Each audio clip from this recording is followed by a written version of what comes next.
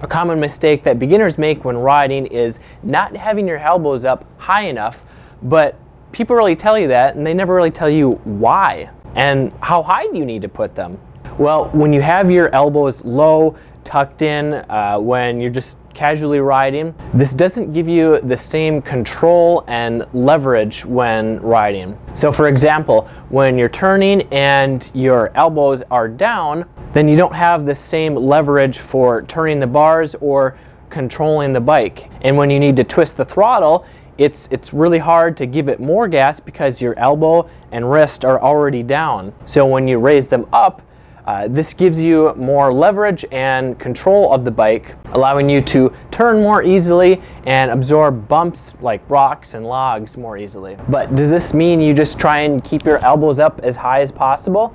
Well, no. That not only is that uncomfortable and exhausting, but you have less control if you have them too high. So if you're just sitting in the proper neutral sitting position or standing position, then your elbows should be up in line with your arms, your hands, and your levers so that they're just above parallel with the ground. And when they're in the proper position, this makes it easier to shift your body back and forward on the bike so that you can stay in control. So for example, when you're coming into a corner and you're braking, you want to keep them up so that you can relax and let the handlebars, the bike, do what it wants under you, whether you're hitting braking bumps or rocks or just bumps on the ground. Where if you had your elbows down like this, it's a lot harder to stay in control with the handlebars because you don't have the same leverage. Or if you keep them up like this, it's a lot easier to let the bars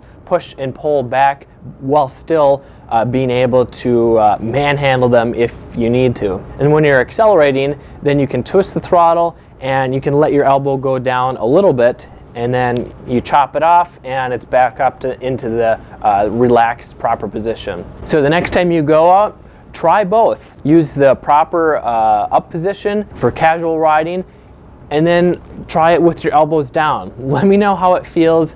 What has more control for you? Did you find this helpful? Let me know in the comments below.